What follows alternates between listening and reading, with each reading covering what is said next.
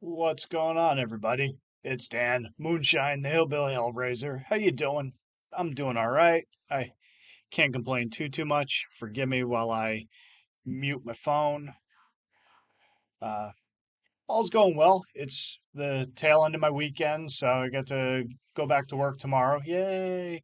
And it is hopefully, knock on wood, going to be a busy day for us because it is Gasparilla weekend here in Tampa. If you're not familiar with the Tampa area of Florida, Gasparillo's it's a big festival that occurs all throughout the month of January. Dates back to the old school days of the old ye piratey days of Tampa.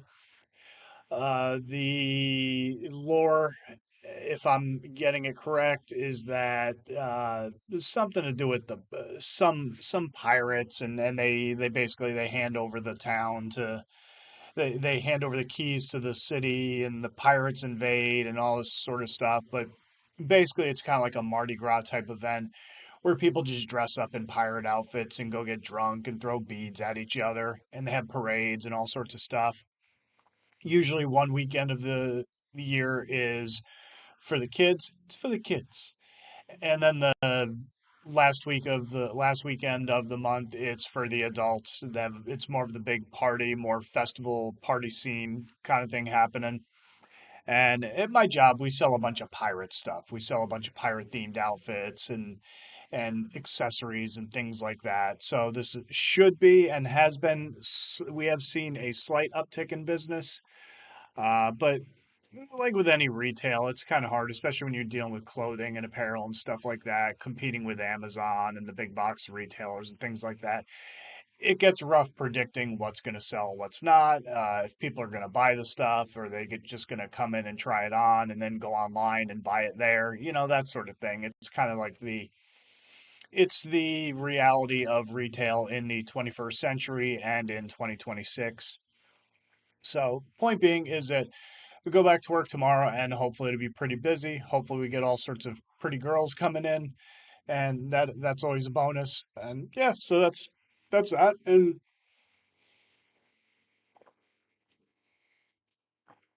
as you excuse me as I take a big sip on my water. As you can tell, I'm gonna try to not do a whole binge of JCW Lunacy episodes. So I watched episode 68 and it was decent. They had one, two, three, four, five, six matches altogether. Most of them very short. They kept them very TV TV match lengths, durations. There was a couple title changes. There was advancements of storylines and a couple of firings. So yeah, it was pretty cool. First of all, they do their usual the recap of the week before, kind of go into the week's events. This leads into an in-ring opening promo with Vince Russo and Big Vito. Russo is talking about how, due to the events of last week, where Madman Pondo tried to run over Mosh Pit Mike with his car, he instructed Vampiro, who is the JCW showrunner, the head of creative, as it were, to fire Madman Pondo for his actions. Since Vampiro was the one who brought him in and he's buddies with him, he told him to F off or something to that effect. So Vince Russo fired them both. So for the interim, Vince Russo is back in charge as showrunner of JCW. Then this must have been within the tapings that they've been doing. This was within the time frame where it was official that Matt Cardona had signed with WWE. So they were addressing that.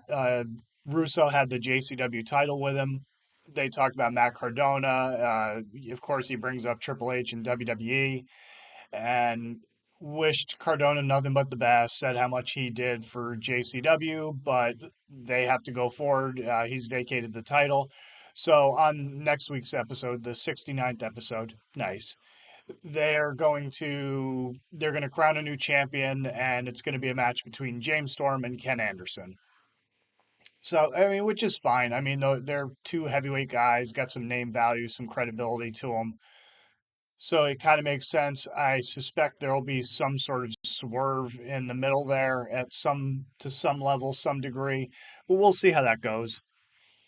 So then, kind of advancing stuff that happened the week before, Jasmine St. Clair and Congo Kong, who's part of her Monster Court stable, they come down to the ring to confront Vito because they had the big 8-man tag the week before.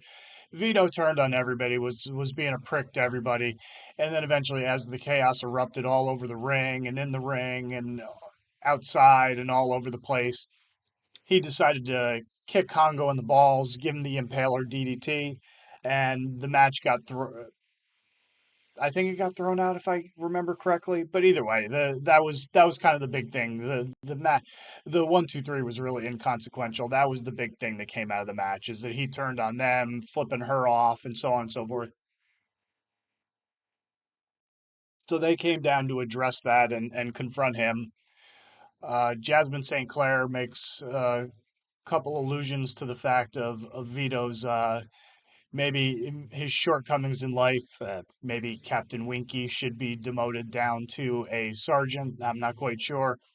And then he makes a joke about her tunnel of love maybe being the size of the Holland Tunnel and that nothing could fit into it. You know, the old hot dog down the hallway gag. And so that was that. And she demands a match between him and Kong. Kong wants revenge. So Vito tells her that, well, I'm running the show tonight, which is odd because Vince Russo just said that he was in charge of everything. So how that worked, I don't, I guess it's best to not think of these things. Um, so he decides he's gonna set it up as a Sicilian street fight. So that's what they set up. Then as then him and Russo get into it because Russo's getting tired of him and his shenanigans and getting into it with everybody. Tells him if it weren't for their decades long relationship, he would have fired him. At which point Vito got pissed and grabbed him by the collar and got ready to shake him. And then I guess the two of them, he realized what he was doing and who he was doing it to. So then they he brushed him off. They separated, and Russo goes to the back and Vito's there all alone, and they're putting that over that's the only friend he's got left. And then you hear Chicken Hunt playing. So this is a theme throughout the show: is that Violent J is playing mind games with him by playing Chicken Hunt over the PA, and Vito's losing his mind. And this happens multiple times throughout the course of the show. Um, so then he's going to the back, and then they go to the ring and they go to the announce team. It's the Joe Dombrowski guy, the JR lookalike, and then they introduce Veda Scott, who she's a commentator with Game Changer Wrestling. She also used to be a performer with Ring of Honor. If I'm not mistaken, she did do a little play-by-play stuff or color commentary there as well. She's been a manager. Uh, she was fine, I suppose. But the one thing I will say is her mic was way too loud. I mean, I'm not a sound guy. Uh, Case in point, earlier today, I turned on my speaker back there and somebody had mentioned something about noise suppression and that might help with being able to play music in the background. This situation I've been dealing with for months now. I'm dumb when it comes to technology. I can't figure this crap out. I'm lucky I know how to turn on the damn thing.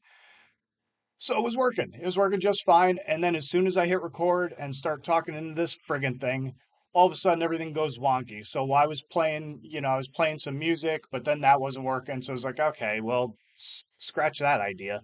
So point being is I don't really know much about sound and tech and things of that nature, but I do know when a microphone is too loud and it's being played way too loud. It's too overmodulated on camera, and hers was. So I would just say in the future, if she's going to be there, just turn her mic down a little bit. Because I legit had to turn the volume down on my TV because it was just so in your face and so aggressive as far as that went.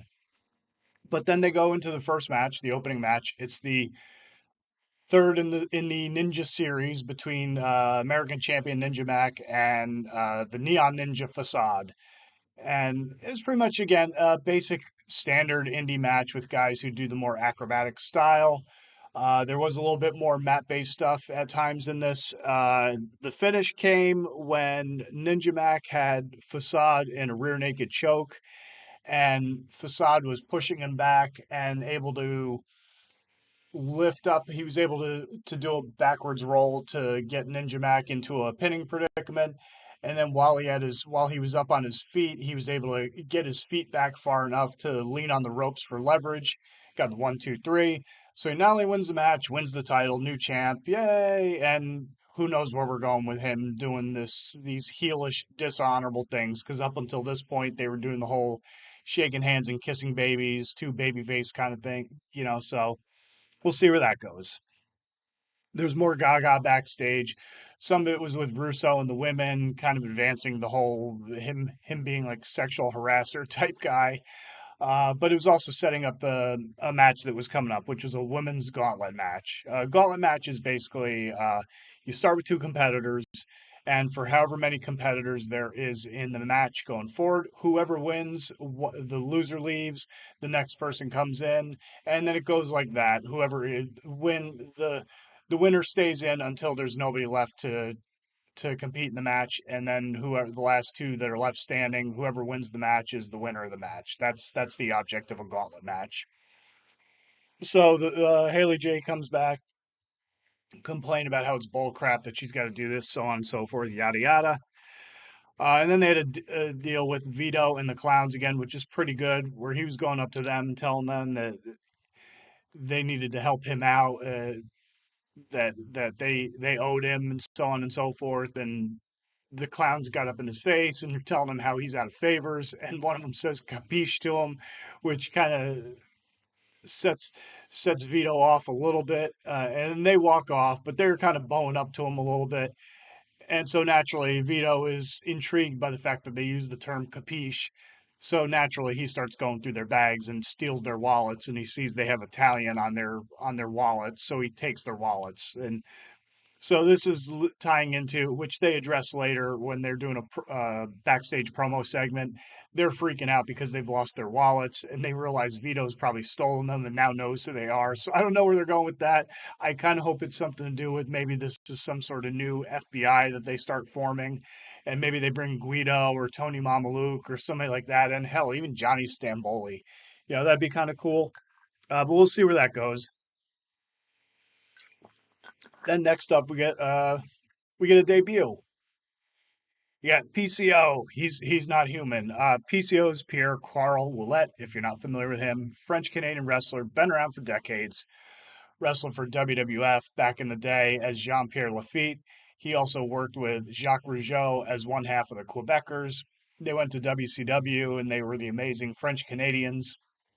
Then he went and started doing indies and working on his own as solo, as a singles wrestler, as Pierre Carl Ouellet, eventually PCO, and then he had somewhat of a career resurgence. He created this like Frankenstein monster gimmick that he was doing where he's not human, and he was doing these all sorts of oddball feats of strength and pain endurance and stuff like that. It got over really well. He had a little bit of a run in Ring of Honor, and I don't know where he's been for the most part. I think he's been bouncing back and forth between Indies and Impact and here and there and everywhere. Uh, but it was good. The match was him and Suicide was the name of the wrestler. And they basically just did it was a standard let's get PCO over strong match. He hit a bowling shoe ugly moonsault for the finish. I know he's not human, so I guess we're supposed to ignore the fact that he's also 58 as well. So it's impressive for a 58-year-old man who may not be human to hit a moonsault to begin with, but it was certainly ugly. Very not quite Terry Funk-esque, but definitely it was.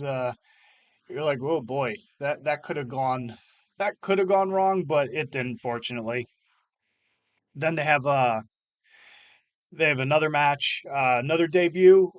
Ken Anderson comes out and he doesn't want to wait for James Storm, but James Storm is out filming a movie, so give me anybody. So we get the debuting Hunter Gray, who's like a cross between Bruiser Brody and Ultimate Warrior.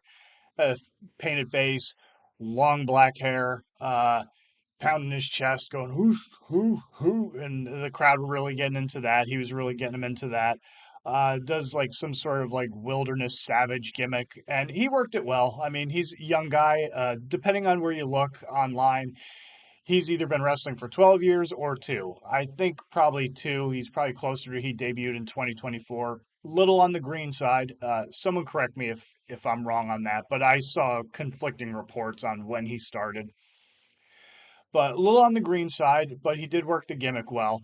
He did double axe sledge handle, almost like axe handle, double axe smashes, which were really good. He did the junkyard dog, the JYD thump headbutts on the ground, which are really cool. You don't see people doing that too often. Uh, but other than a couple of miscues between him and Anderson, it was a decent enough match. It advanced Ken Anderson as a potential champion, and that's pretty much where they went with that one. So we'll see what happens. I mean, see how this guy develops over time if they keep bringing him back. Good look, good gimmick, good physique. Don't know if he can talk or not. Don't know if he needs a manager, but yeah, man, that's so that was that. Then they go into the women's gauntlet match. The women's gauntlet match started with Haley J and Danny Moe. They just kind of went back and forth for a minute or two. Uh, Danny Moe went for a springboard something or other, and she got caught. Kicked 1, 2, 3, so she's out of the match. In comes Mickey Knuckles. They work this one well because she comes in, starts beating the crap out of Haley J, hits her with two ugly looking brainbuster suplexes. Almost looked like they were supposed to be fisherman's busters, but either way, they were ugly looking. And then she just using her size and her violence, her violent aggressive tendencies to overpower and overmatch Haley J. She keeps getting into it with the ref, and she's got her in the corner, and ref's trying to get them to break in the corner, and she won't listen. Eventually, she pushes the ref, and he falls down, so she gets disqualified. Probably psychologically the best way you can handle somebody who's clearly overpowering their opponent, but you have to find a realistic way that okay, she's been kicking the shit out of her for the past few minutes. How do we realistically get out of this and make this one look strong, but then also advance what we're trying to advance, which is getting to the next person, which is Alice Crowley. So that was the best way to do it. So then in comes Alice Crowley. She starts uh, abusing her power again. Says you have to pin me for a count of four. They do that gimmick a couple of times where they're going back and forth, and then Haley J's mother comes in the ring and big schmaz finish where she gets involved, so the match gets thrown out. So that's kind of I mean that was fine. I don't really know where they go from there. I don't. I guess eventually, I don't know where they're going with this. I don't know if it's going to eventually be the whole yeah, all right, you got to show the receipts as far as you've been abused by Vince Russo, and then eventually he's going to get tired of you abusing the division, and where that goes, I don't know. So then they had a three-way ladder match for a number one contendership spot. Again, most of these were very short matches. They were like bing bang boom, so there wasn't a lot to talk about. But it was Caleb Conley with his entourage, with Jeeves and the Ring Rat, Cocaine, and Kerry Morton. And it was decent enough for what it was. You know, as far as indie ladder matches go, I did kind of chuckle because the ladders were kind of on the small side. Uh, but they did a couple of cool spots. Probably the highlights of the match itself were Kerry Morton channeling his inner Norman Smiley and screaming like a girl multiple times throughout the match. One point, he had a ladder set up between his legs by Caleb Conley, who then drop kicked the ladder into his crotch, and he started screaming like a banshee about that. That was pretty funny. And then there was one spot where the ring rat interfered to try and give Caleb Conley the upper hand when he was in the ring with Cocaine. And she's in there, she's like rubbing up against him, using her ample posterior to try and seduce him. So he bends her over, pulls out his baggie of whatever that substance is that he has, pours it all over her ass, and he's getting ready to sniff it as every rock star fantasy that anybody's ever had is about to come to fruition. And Kerry Morton comes in as a spoiler, hits him, knees the girl, which is hilarious too, and just ruins everybody's good time. So that was good stuff as far as him playing the a-hole spoiler in this whole in all these festivities.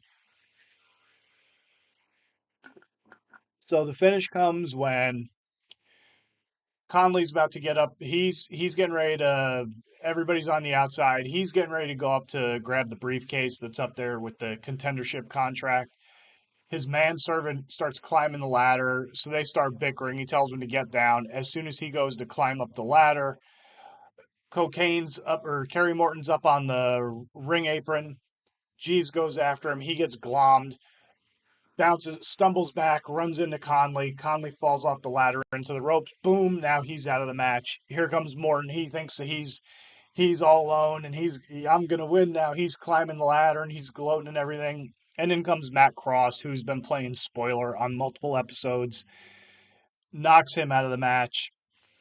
Cocaine runs in, climbs up the ladder, has to stand on the top because again it was a tiny ladder. Grabs the briefcase, number one contender. Yay! So we'll see where that goes. They had a little small segment with Russo where he's doing some foreshadowing for next week about somebody's got to deliver the goods and so on and so forth. And then you got to the main event, which was a Sicilian street fight. It was pretty standard brawl between two big guys. Vito, I thought his shots, his forearm shots, his chops, and everything like that, they're all solid. And I was watching those TWRP guys again, and they were talking about Congo titties bouncing around the whole time, it was kind of funny. And and then it started to break down because his one partner, Congo's one partner in the Monster Core, Mr. Happy, the big heavy guy with the mask, he comes down because he got beat up earlier by Vito, so he's coming down to get him some and everything's falling apart. And here comes PCO for some reason. Now he's fighting with Mr. Happy, picks up the 600-pounder, choke slams him. Boom. In the midst of all this chaos, Vito hits an impaler DDT on Kong, gets the win. 1, 2, 3. Monster Core's very unhappy about how this turned about. So chances are we're getting Monster Core versus Vito and PCO because when all was said and done, the smoke clears. Vito's there peeling off a stack of cash for PCO because he apparently bribed him to help him out. So that was pretty much and then you hear Chicken Hunt playing again and Vito's freaking out. So we'll see where all this is going, but it was a fairly enjoyable affair for the most part. I can't really compare it to WWE or AEW or anything else. I know with AEW they did have one thing that I saw was Tommaso Ciampa debuted, which is cool. I like Ciampa. He's always he's a good competitor in the ring.